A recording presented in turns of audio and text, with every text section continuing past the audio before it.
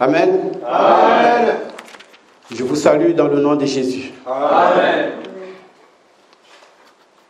Nous allons commencer par dire merci au Seigneur pour la grâce qu'il nous a accordée d'être là ce matin. Ce n'est pas donné à tout le monde. Il y en a qui auraient peut-être voulu être là, mais qui ne sont pas là. Pas parce qu'ils ne peuvent pas, parce que la grâce ne leur a pas été accordée. Et il y en a malheureusement, probablement, qui sont tombés malades. Et sûrement, il y en a qui ne se sont pas réveillés. Si nous sommes là, c'est parce que l'amour de notre Dieu a surabondé. Amen. Il nous a fait grâce et nous sommes là. Nous allons prier pour lui dire merci, qu'il dispose de nos cœurs pour ce qu'il a préparé pour chacun de nous aujourd'hui. Amen. Prions et disons merci au Seigneur. Merci Seigneur. Je te bénis Seigneur, je te rends grâce pour ce moment que tu permets. Si nous sommes là, nous ne sommes pas parce que nous l'avons voulu. Nous sommes là parce que tu nous as attirés. Tu as dit dans ta parole que nul ne vient à toi s'il n'a pas été attiré par le Père. Alors ce matin, tu nous as fait lever du bon pied pour que nous soyons présents devant toi. Et nous bénissons ton nom pour ce que tu as préparé pour chacun de nous. Donne-nous, Seigneur, de recevoir, qu'aucun ne reparte comme il est venu, mais que ta grâce abonde, que tes bénédictions soient avec nous, et que nous repartions, le cœur réjoui, et la paix en Christ. Et cela pour la seule gloire de ton nom. Béni sois-tu, Seigneur, au nom de Jésus. Merci, Seigneur. Amen. Amen. On acclame Jésus.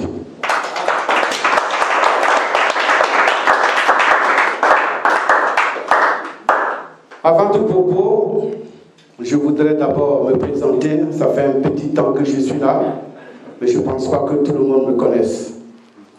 Il y a d'autres personnes que je vois probablement ici pour la première fois, alors j'aimerais me présenter.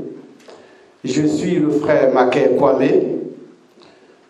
Je viens d'autres églises comme chacun de nous. On a entendu beaucoup de choses, mais quand on est arrivé ici, ça a été une autre chose. Amen. On a entendu autre chose.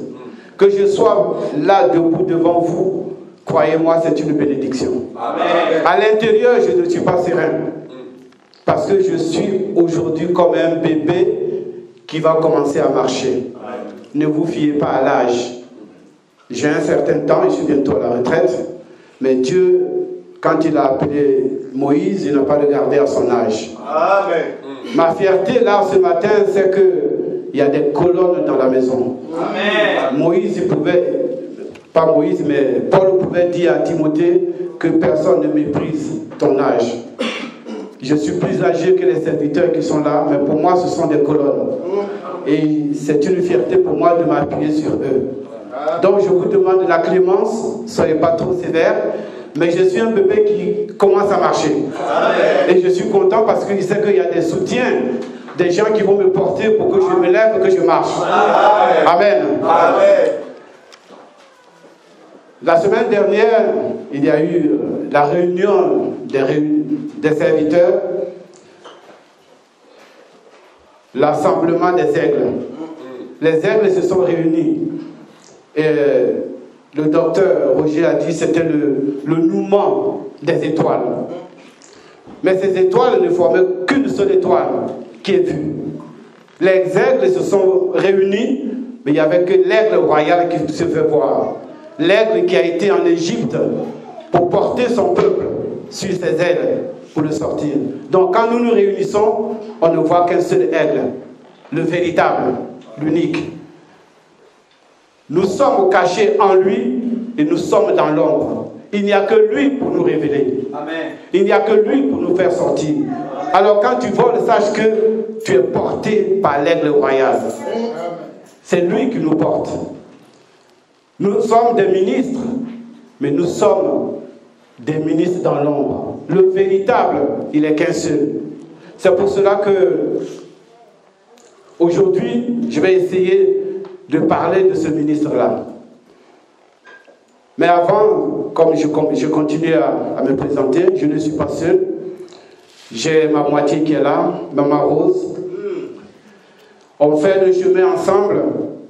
Nous avons été convertis ensemble. Au mois de mars prochain, ça fera 26 ans qu'on marche des pas l'un dans l'autre. On a accepté Jésus ensemble. Et le mois de mai dernier, on a été rebaptisés ensemble. Je dirais plutôt baptisés ensemble. Parce que l'autre, c'était autre chose. Amen. C'est pour cela qu'aujourd'hui, j'ai essayé d'intituler mon propos du ministère de l'ombre au ministère de la lumière. Parce que tout ce qui s'est passé avec Israël, Dieu a choisi Moïse. Mais quand il choisit Moïse, il a mis à côté de Moïse Aaron. C'est Aaron qui était le souverain sacrificateur. C'est Aaron qui faisait les services. Mais le ministère d'Aaron était le ministère de l'ombre. Parce que tous étaient dans l'ombre. La loi de Moïse n'a pas apporté la véritable lumière. La loi de Moïse n'a pas apporté la vie. Mais il eût fallu que la véritable lumière paraisse. Comme Jean a été la lumière, mais il n'était pas la véritable lumière. Seulement par sa lumière, nous avons vu la lumière. Amen. Amen. Alors aujourd'hui, je vais essayer de parler de ce ministère de lumière, le véritable. C'est pour cela que nous allons lire une parole dans la Bible. Nous allons lire dans le livre d'Exode, Exode 28, verset 1.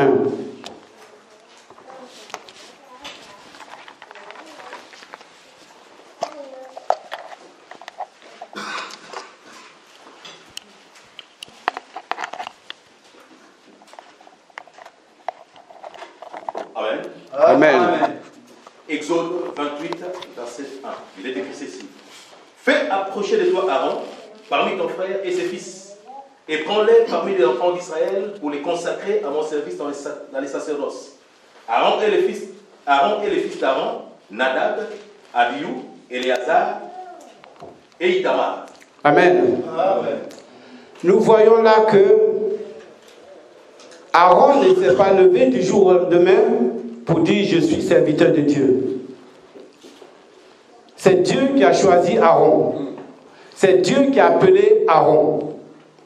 Ailleurs, nous avons remarqué que ceux qui sont là devant prennent sur eux la disposition de dire dans l'assemblée à quelqu'un « je te fais pasteur, je te fais prophète, je te fais évangéliste ».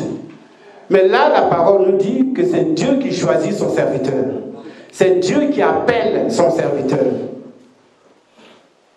Et Aaron, il vient au service de Dieu.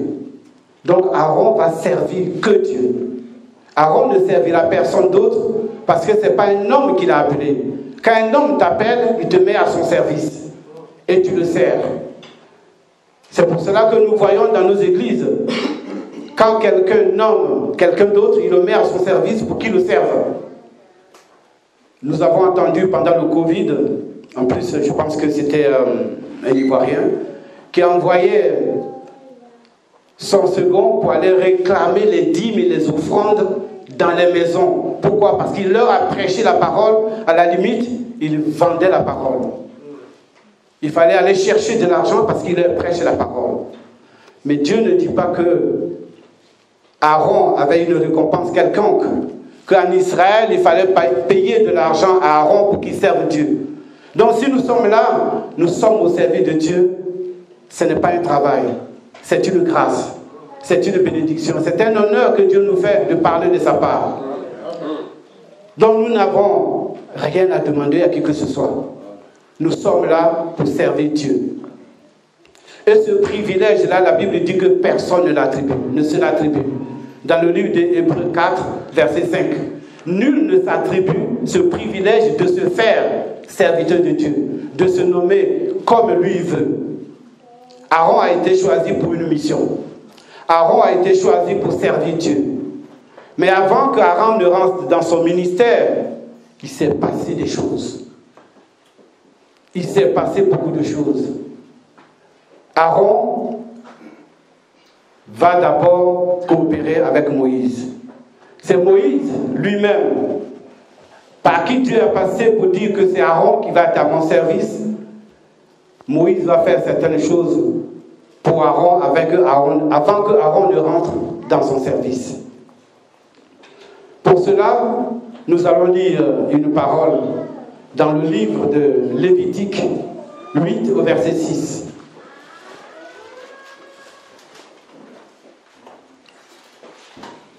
Lévitique 8 au verset 6. Lévitique chapitre 8 au verset 6. Amen. Il est écrit ceci. Moïse fit approcher Aaron et ses fils et il les lava avec de l'eau. Amen. Avant que Aaron ne rentre au service de l'Éternel, il faut le laver. Aaron avait été déjà baptisé dans la mer avant d'aller dans le désert. Mais quand Dieu l'appelle pour aller au service de Dieu, il faut qu'il soit prêt. Quelque part, Dieu dit à Josué, enlevez-lui les habits sales, revêtez-lui des habits neufs. Aaron là, Aaron va être lavé avant de rentrer au service de Dieu. Aaron, non seulement il va être lavé, mais Aaron va être oint. Je lis dans le verset 12 du même chapitre. Il répandit de l'huile d'onction sur la tête d'Aaron et l'oignit afin de le sanctifier. Non seulement Aaron va être lavé, mais Aaron va être sanctifié. Il faut qu'il soit saint pour être au service de Dieu. Aaron va être lavé et il va être sanctifié. Aaron va être prêt. C'est comme si on changeait ses habits parce que nous allons dire plus loin que même ses vêtements avaient été changés. Il portait des habits de lin. Il était prêt pour aller au service de Dieu. Il fallait qu'il soit sanctifié, qu'il soit à l'image de ce que Dieu voudrait pour faire son service. Amen. Parce qu'on ne fait pas ce qu'on veut avec Dieu. On fait ce que lui veut. Amen. C'est pour cela que quand nous sommes dans la parole, il faut être dans la parole de Dieu. Il faut être dans l'enseignement des apôtres parce que la Bible dit, ils ont posé le fondement. Nous ne devons pas nous en éloigner. Nous devons rester dans l'enclos où Dieu nous veut. Nous venons ici, nous sommes dans la maison de deuil. Mais quand on est dans la maison de deuil, qu'est-ce qu'il faut faire? Nous sommes autour du cadavre. Nous sommes à table. Nous mangeons et nous buvons. Parce que le cadavre est au milieu de nous. Nous ne mangeons pas autre chose que ce qui nous a été servi. C'est pour cela que quand nous sommes servis, nous sommes réunis ensemble, nous devons manger le plat qui est devant nous. Nous ne cherchons pas ce qui se cuisine ailleurs. Nous ne cherchons pas ce qui se passe ailleurs. Nous sommes au milieu de nous. Quelque part, quand je suis parti en vacances, il y avait une convention en Côte d'Ivoire. Et le titre était « La maison de deuil et la maison de festin ». On était censé, dans la maison de deuil, on était censé pleurer. Parce que quand il y a un cadavre quelque part, quand on y va, on coule des larmes. Mais en regardant dans les Écritures, on a compris que dans la maison de deuil, c'est là qu'il y avait la véritable fête. C'est dans la maison de deuil qu'on mange le mieux. Dans la maison de deuil, on mange frais. Et on ne se bagarre pas parce qu'il y a à manger à profusion. Chacun a sa part. Or, dans la maison de festin, on finit par la bagarre parce qu'il y a la confusion. C'est la foule. Or, Jésus parle à la foule, il leur parle en parabole.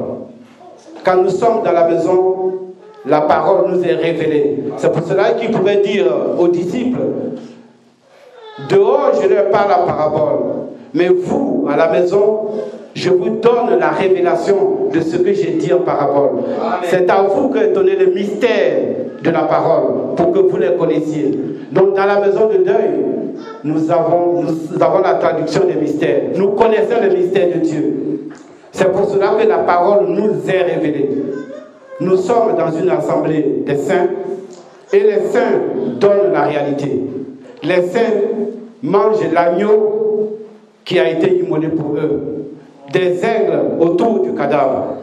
Si nous sommes réunis ce matin, nous sommes réunis autour du cadavre. Et chacun doit avoir sa part.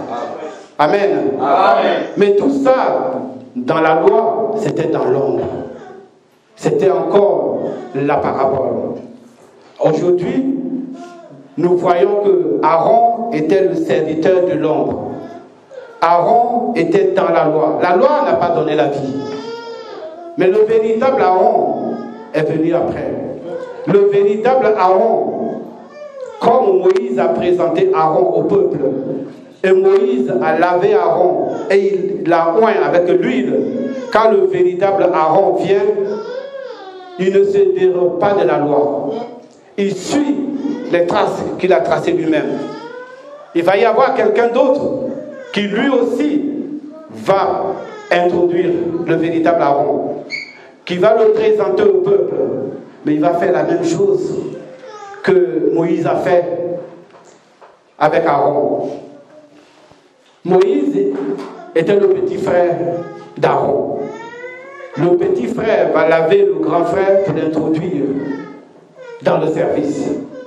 Mais quand le véritable Aaron vient, que j'ai appelé notre Seigneur Jésus-Christ, il y a quelqu'un qui l'a précédé aussi. Jean-Baptiste. Mais il avait été présenté à Israël et qu'il n'a pas reconnu. Et nous allons lire cela dans le livre d'Ésaïe 42, verset 1. Parce qu'il avait été annoncé, avant que Jean ne le présente, il avait déjà été annoncé. Ésaïe 42, verset 1. Ésaïe 42, verset 1, il est écrit ceci. Voici mon serviteur que je soutiendrai, mon Élie en qui mon âme prend plaisir. J'ai mis mon esprit sur lui, il annoncera la justice aux nations. Amen. Amen. Voici le véritable Aaron qui a été annoncé. C'est lui qui annoncera la justice aux nations. En lui, il y avait la plénitude de l'esprit. Il était le véritable ministre. Il y a eu des ministres, mais lui, il était le véritable. Le ministre par excellence. Mais quand il vient, non seulement il a été annoncé, mais là, il faut qu'il soit introduit. Et pour l'introduire, Dieu met devant lui quelqu'un. Celui-là qui doit l'introduire. Celui-là qui, même avant sa naissance, il le reconnaissait déjà. Parce que vendredi, on était là et l'apôtre a posé une question. Quand l'ange vient voir Marie, pour dire à Marie, une grâce t'a été accordée, sur le moment, Marie est tombée enceinte. Pourquoi? Parce que quand elle se lève, quand l'Esprit lui dit, ta cousine Élisabeth, qu'on appelait la stérile, elle est dans son 6e mois de grossesse, Marie va la voir. Mais Marie va saluer Élisabeth. Quand Marie salue Élisabeth, l'enfant qui était en elle, il frémit. Amen. Parce qu'il a reçu l'onction qui était devant lui, la puissance qui était devant lui. Donc Marie était déjà enceinte quand elle partait voir sa cousine Élisabeth. Jean d'abord connaissait depuis le ventre de sa mère celui-là qui était au-dessus de lui. Le véritable ministre était encore dans le ventre de sa mère et Jean le connaissait. C'est pour ça qu'il a dit à son serviteur, depuis le ventre de ta mère, je te connaissais. Je t'avais établi prophète des nations. Donc l'enfant qui était dans le ventre de Marie était déjà le véritable sacrificateur. Le souverain sacrificateur. Jean savait qu'il était prophète, mais il y avait celui-là qui pouvait faire les sacrifices dans le ventre de la mère. Celui-là qui était au-dessus de lui. Le ministre par excellence était dans le ventre. Et l'enfant a tressailli. Donc Jean, quand il va introduire Jésus, il le connaissait déjà. Et il va l'introduire dans le livre de Jean 1, versets 29 à 31. Jean va introduire notre Seigneur Jésus-Christ. Amen. Amen. Je lis la parole dans le livre de Jean, chapitre 1, du verset 29 au 31. Amen. Le lendemain, il vit Jésus venant à lui et il dit, voici l'agneau de Dieu qui ôte le péché du monde. C'est celui dont j'ai dit, après moi vient un homme qui m'a précédé, car il était avant moi. Je ne le connaissais pas, mais c'est afin qu'il soit manifesté à Israël que je suis venu baptiser d'eau. Jean rendit ce témoignage, je vis l'Esprit descendre du ciel comme une colombe et s'arrêter sur lui. Amen. De la même manière que Moïse a introduit Aaron, Jean vient introduire Jésus-Christ, qu'il connaissait. Il va le présenter à Israël. Voici l'agneau qui enlève les péchés du monde. Mais Paul dit quelque part, dans le livre de Romains 7, au verset 12, je vais essayer de lire.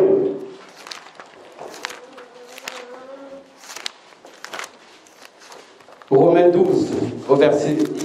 7, au verset 12. La loi donc est sainte et le commandement est saint, juste et bon. La loi est juste et bon. C'est pour cela quand Jésus vient se faire baptiser par Jean, Jean lui dit, c'est moi qui ai besoin d'être baptisé par toi. Qu'est-ce que Jésus lui répond? Faisons ce qui est juste. Amen. Donc ça veut dire que ce qui était fait dans la loi était juste. La loi est bonne, la loi est juste, la loi est sainte. Amen. Donc Jésus va dire à Jean, faisons ce qui est juste. Alors Jean va baptiser Jésus. Mais en réalité, le baptême de Jésus est un baptême de repentance. Mais est-ce que Jésus avait péché? Donc Jésus n'a pas besoin de repentance. Mais Jésus est quand même baptisé. Je vois que, vu que la loi est juste, Aaron n'a pas été baptisé par Moïse avant de rentrer dans le ministère. Qu'est-ce qu'il a fait? Il a lavé. Donc Jésus n'ayant pas péché, Jean va laver Jésus. Il va le laver. Parce que Moïse a été lavé, Aaron a été lavé par Moïse. Donc Jean, à son tour, on va prendre le baptême de Jésus comme quand Moïse lave Aaron. Jean va laver Jésus qui n'a jamais péché. Ce n'est pas un véritable baptême, il le lave comme ça a été fait dans la loi. Amen. Seulement celui qui l'a choisi, c'est lui qui va le oindre. C'est pour cela que la Bible dit quand Jésus sort de l'eau, il y a la colombe qui vient se poser sur lui. Amen. Comme le Saint-Esprit. Celui qui l'a choisi le oint. Parce que c'est lui qui a dit à Jean, celui-ci est mon fils. En lui, j'ai mis toute mon affection. C'est lui le véritable ministre. Donc celui qui l'a choisi, c'est lui qui va le oindre. C'est pour ça que l'Esprit vient se poser sur lui. C'est quand il va à Bethléem, il dit, j'ai été oint. Parce que Dieu m'a envoyé pour libérer les captifs. J'ai été oint, mais il a été oint quand? Il a été oint quand il a été lavé, afin qu'il rentre dans son ministère. C'est là que le ministère de Jésus-Christ va véritablement commencer. Et nous voyons que Jean ne fait que répéter ce qui a été fait. Il le fait dans le livre de Matthieu 3, versets 13 à 15. Le baptême de Jésus.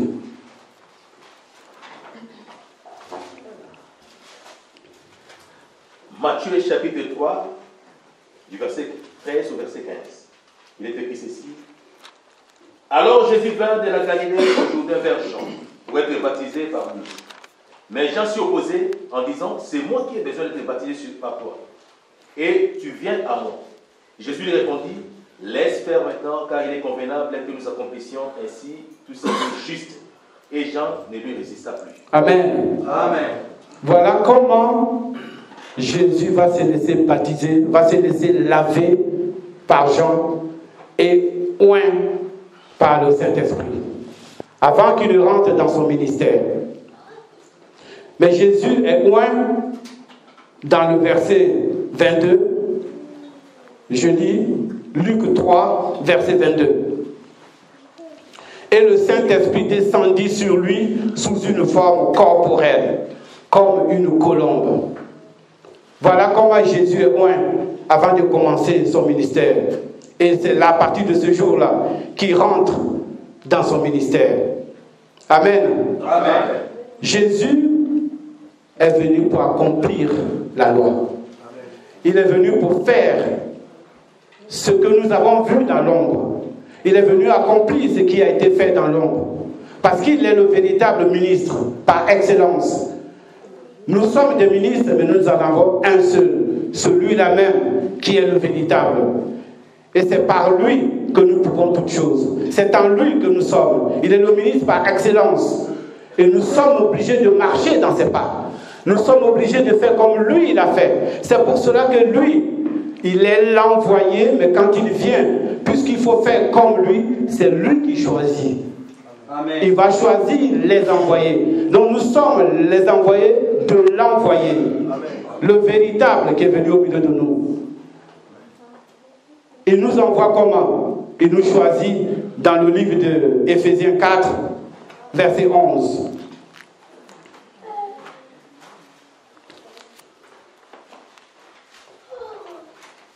Il fait ses envoyés dans le livre d'Éphésiens 4, verset 11.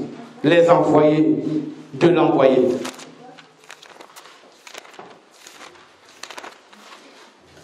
J'ai lu la parole dans le livre d'Éphésiens, au chapitre 4, verset 11. Il est écrit ceci. Et il a donné les uns comme apôtres, les autres comme prophètes, les autres comme évangélistes, les autres comme pasteurs et docteurs. Amen. Continue le 12. Pour le perfectionnement des saints en vue de l'œuvre du ministère et de l'édification du corps de Christ. Amen. Amen. Nous sommes le corps de Christ. Donc il nous donne d'être comme lui parce qu'il est le véritable. Mais il nous donne d'être comme lui. Pourquoi? C'est ce que nous dit le verset 12. Pour le perfectionnement des saints en vue de l'œuvre du ministère et de l'édification du corps. Nous sommes là à nous édifier les uns les autres. Parce que c'est là la mission qu'il nous a confiée. Nous devons apporter la parole partout où lui il nous envoie. Nous sommes que des envoyés. Le véritable nous envoie et nous permet d'aller le représenter, de faire comme lui l'a fait. Pour que nous soyons perfectionnés, pour que nous grandissions avec lui, pour que nous ayons suffisamment d'intelligence et de connaissance afin de répandre sa parole à lui, celle qui nous a été donnée en héritage. Cette parole nous a été donnée afin que nous puissions la partager les uns avec les autres. Il nous a demandé de le représenter, d'aller à notre tour pour faire ce que lui, il a fait. L'exemple qu'il a donné, nous devons marcher dans ses pas. Nous devons continuer comme lui l'a fait. Amen. Amen. Lui nous demande à notre tour d'aller dans Matthieu 28, verset 19 à 20.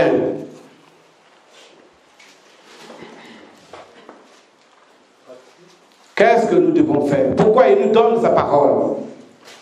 Nous sommes en mission et nous devons accomplir la mission qu'il nous a laissée. Amen. Matthieu chapitre 28, verset 19 à 20. Il est écrit ceci. Allez, faites de toutes les nations des disciples, les baptisant au nom du Père, du Fils et du Saint-Esprit. Amen. Aujourd'hui, nous avons compris, comme Pierre l'a compris hier, que nous devons faire ce qu'il nous demande. Après l'effusion du Saint-Esprit, les apôtres ont compris la réalité de ce que Jésus leur avait demandé. Le Saint-Esprit est venu pour leur révéler en réalité ce qu'ils devaient faire.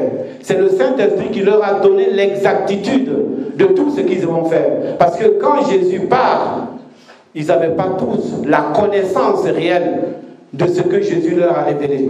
Il leur a dit: ce que je vous ai dit à l'oreille, dites-le au grand jour. Ce que je vous ai dit dans l'ombre, révélez-le. Mais eux, ils n'étaient pas encore prêts. Il lui fallut que le Saint-Esprit vienne afin que par la puissance de l'Esprit, ils comprennent réellement leur mission. Parce que là, il leur dit: baptisez-les au nom du Père et du Fils et du Saint-Esprit.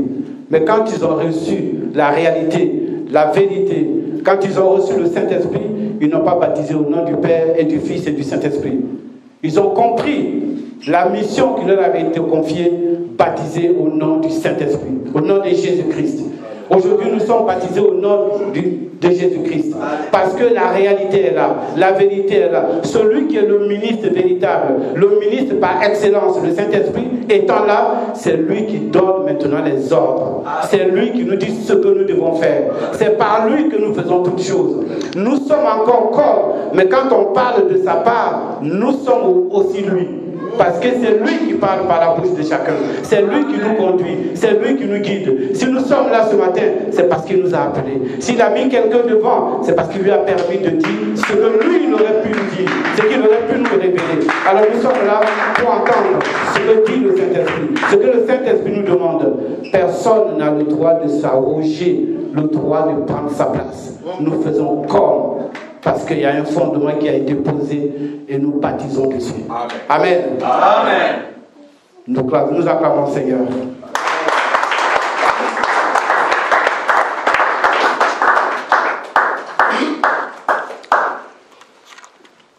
C'est ce que l'Esprit m'a mis à cœur ce matin de partager avec chacun de vous.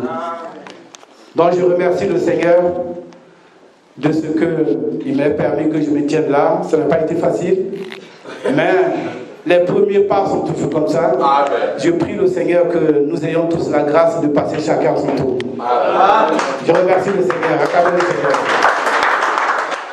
Seigneur. Excusez-moi, je suis un peu malade. Je n'arrête pas de tousser. Voilà pourquoi tout à l'heure, j'avais demandé, depuis le vendredi, j'avais demandé à mon frère Macaire d'intervenir parce que je savais que le Seigneur va toujours nous parler. Alors, donc, ne me tenez pas rigueur si vous me voyez. Je n'ai pas encore fini de parler, ça arrive. Si vous me voyez tousser en tout moment. Voilà. Je vais continuer toujours dans la même pensée, même idée que notre bien-aimé le frère. Alors, je vais lire quelques versets dans la Bible, s'il vous plaît.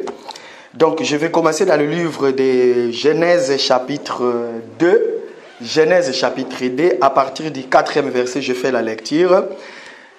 La Bible dit, « Et voici les origines des cieux et de la terre, quand il fit créer, lorsque l'Éternel Dieu fit une terre et le ciel. » Je saute, je viens maintenant sur verset 7. La Bible dit, « L'Éternel Dieu forma l'homme de la poussière de la terre. Il souffla dans ses narines un souffle de vie et l'homme devint une âme vivante. » Amen. Amen. Voilà. Nous allons lire encore dans le livre de Jean, s'il vous plaît. Lisons dans le livre de Jean. Jean chapitre 20, bien sûr. À partir du verset 15. Jean chapitre 20, à partir du verset 15. Écoutez, la Bible dit, Jésus lui dit, alors c'est Jésus qui est en train de parler avec, Marie de Magdala. Jésus lui dit, « Femme, pourquoi pleures-tu » C'est une question, bien sûr. Le Seigneur lui pose la question, « Femme, pourquoi pleures-tu? Qui cherches-tu » Elle pensait que c'était le jardinier. Retenez le mot, elle pensait que c'était le jardinier. Donc, lorsque Jésus va ressusciter, les femmes vont aller dans le sépulcre voir Jésus pour embaumer leur corps. Bien sûr, quand ils vont arriver, ils vont voir, il y avait des anges qui étaient assis là où le corps de Jésus a été posé, n'est-ce pas? Amen. L'autre ange va se mettre à la tête, l'autre va se mettre dans les pieds.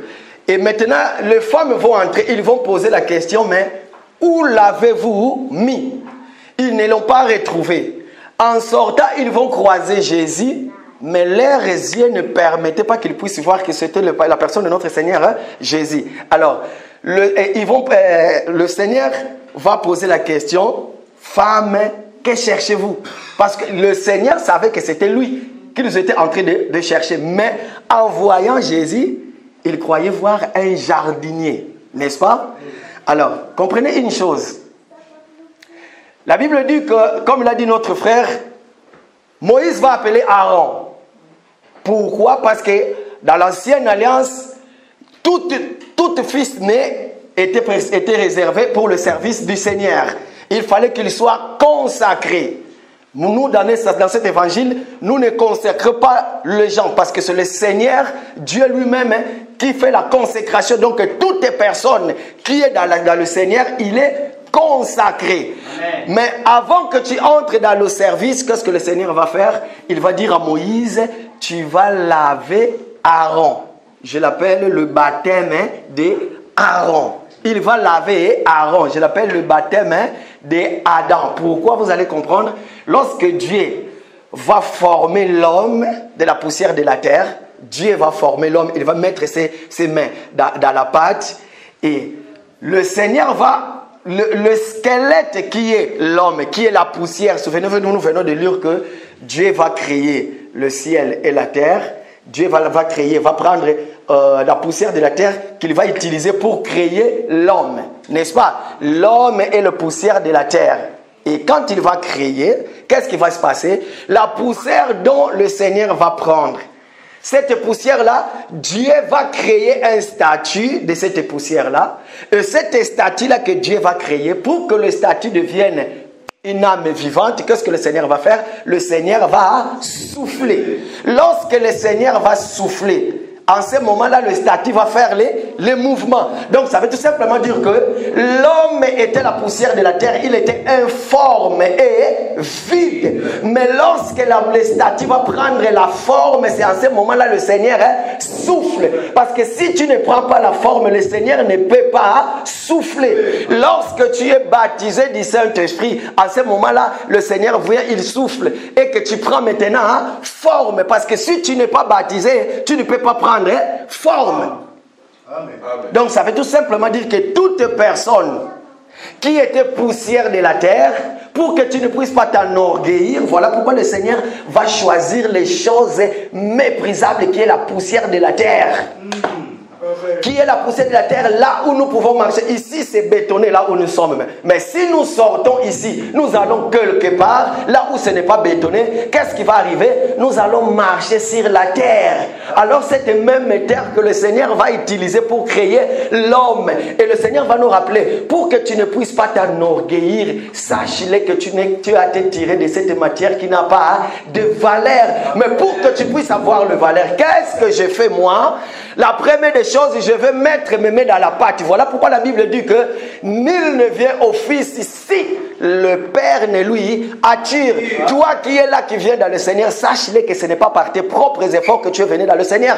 C'est le Seigneur qui t'a appelé. Donc l'appel du Seigneur, c'est quoi? L'appel du Seigneur, lorsqu'il sort du jardin, il n'est pas dans le jardin, mais il est dans Éden. En Éden, ça signifie une ville, une grande ville qui s'appelait Éden. Mais dans l'Éden, c'est là où il y avait le jardin. Alors le Seigneur va aller dans l'Éden, dans la ville d'Éden. Il va choisir une portion de terre. Dans cette portion de terre, il va se former l'homme. Donc ça veut tout simplement faire dire que c'est le Seigneur qui vient te chercher en Égypte, là où tu es dans le péché. Il va te former le statut. Tu deviens le statut. Maintenant, après avoir te formé, tu vas, parce que sachez-le que lorsqu'on est en train de former quelque chose, en ce moment-là, la chose est en train de subir des douleurs, est en train de subir tout genre de traitements. Alors, le Seigneur va finir de préparer. Quand il va finir de préparer, en ce moment-là, pour te donner la forme, maintenant, il va souffler. Quand il souffle sur toi, maintenant, tu deviens une être vivante. Bien-aimé dans le Seigneur, j'ouvre une parenthèse. Sachez-le que toutes les personnes qui sont dans le Seigneur, qui marchent par rapport à la volonté de Dieu, sachez-le que moi, je suis l'image de ce que le Seigneur a voulu que je sois. Pourquoi? Parce qu'aujourd'hui, si tu n'as pas vécu les souffrances de la création, si tu n'as pas subi les douleurs de ce que j'appelle, j'ouvre encore une parenthèse, vous savez, la Bible dit que lorsqu'on voulait construire le temple de Salomon, qu'est-ce qui se passait? On prenait le pierre, on l'amenait dans le carrière. Arrivé une fois dans les carrières, c'était là où on taillait des pierres. Et quand on taille une pierre, la pierre souffre, la pierre est en train de souffrir les douleurs de ce qu'on est en train de lui faire subir. Pourquoi? Parce qu'il fallait que la pierre soit bien taillée. Après, on prend la pierre, on vient pour construire le temple, on le dépose directement sur le temple. Pourquoi? Parce que déjà cette pierre-là a souffert. C'est comme nous aussi. Le Seigneur va te prendre en Éden. Il va te créer, il est en train de te donner la forme, Ça veut tout simplement dire que le ministère est en train de faire son travail. Le ministre sont en train de prêcher. C'est comme je l'avais dit le samedi, j'avais dit que, écoutez, Matthieu chapitre 25, il y a 2 temps. Il y a le premier message, on dit aux vierges, voici l'époux, n'est-ce pas? Et deuxième, allez à sa rencontre. Or que le voici époux, c'est toi et moi. Le ministre sont en train de parler, de nous prêcher. Ils sont en train de nous montrer l'époux. Ils sont en train de nous montrer l'aperçu de l'époux que nous avons tant voulu voir. Voilà pourquoi aujourd'hui nous disons que nous connaissons en partie. Pourquoi? Parce que le ministre sont en train de sonner la sonnette de trompette en disant voici l'époux, quittez le péché, c'est ça, venez en Jésus, ne faites plus le péché. Donc ça veut tout simplement dire que nous sommes appelés, on nous présente Jésus, nous étions la poussière de la terre, le Seigneur nous prend, il nous forme. Maintenant, quand il va souffler, il nous présente au Fils. Voilà pourquoi la Bible dit que nul ne vient au Fils si le Père ne lui attire. Maintenant, regardez une chose. Tu étais dans le péché. Tu marchais par rapport au toit, le péché, sachant que tu es poussière de la terre. Un jour, tu retourneras. Maintenant, qu'est-ce qui va arriver? Le Seigneur va te former. Il va te former très bien.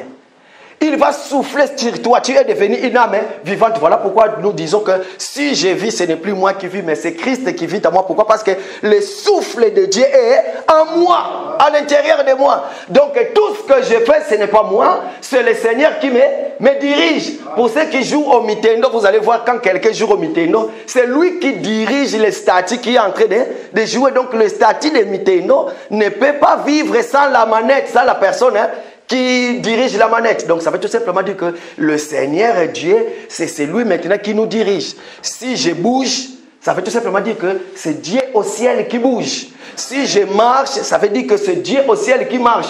Si je prêche la bonne nouvelle à mon frère, ça veut dire que c'est le Seigneur qui prêche, mais par moi. Je ne sais pas si je me suis fait comprendre. Amen. Alors, maintenant, qu'est-ce qui va arriver? Tu as été formé maintenant. Le Seigneur, comme nous l'avons dit, nous l'avons vu, le Seigneur va prendre l'homme dans le livre de Genèse. Lisons-le quand même. Lisons-le encore une fois de plus, s'il vous plaît. Genèse chapitre 2. Voilà. Genèse chapitre 2.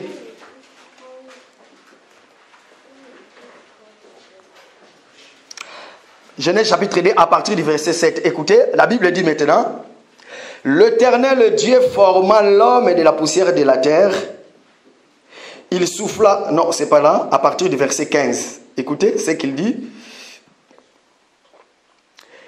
Verset 15. L'Éternel Dieu prit l'homme et le plaça dans le jardin d'Éden pour qu'il cultive, pour qu'il garde. N'est-ce pas? Regardez. Bien, mais est-ce que vous savez que nous, les enfants de Dieu tels que nous sommes là, nous sommes des jardins de Dieu?